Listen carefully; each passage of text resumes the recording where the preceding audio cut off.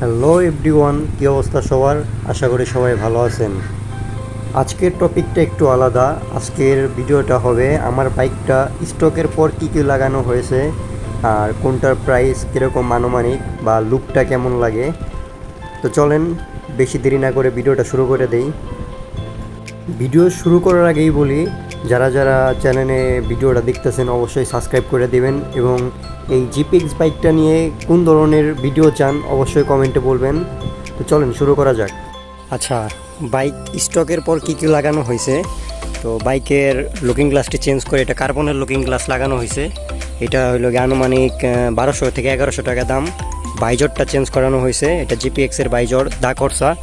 এরপরে হলো গিয়ে পিছনের যে মার্কারটা থাকে এটা ফালিয়ে দেওয়া হয়েছে, ফালিয়ে দেওয়া নাম্বার প্লেটের জন্য এক্সট্রা ক্ল্যাম্প বানানো হয়েছে।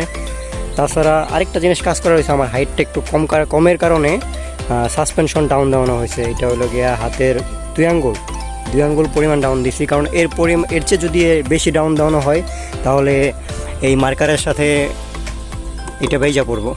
এর কারণে হাতের দুই আঙ্গুল অনেকে আরও বেশি করে ডাউন দেয়, কিন্তু আমি কম ডাউন দিছি।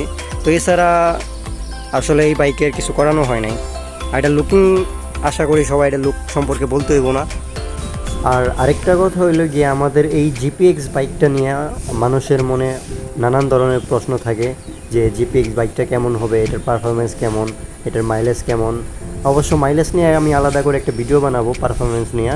বাট এই বাইকটা আমি চালাইতেছি, আমার কাছে এখনও আহামরি কোনো খারাপ দিক পাই নাই আমি এই বাইকে। আপনারা চাইলে এই বাইকটা নিতে পারেন। আর এরপরে কি নিয়ে ভিডিও বানাবো অবশ্যই কমেন্ট বক্সে বলবেন। আর চ্যানেলে নতুন হয়ে থাকলে সাবস্ক্রাইব করে দেবেন, যাতে করে আমি কোনো ভিডিও আপলোড দিলে সবার আগে আপনার কাছে পৌঁছে যায়।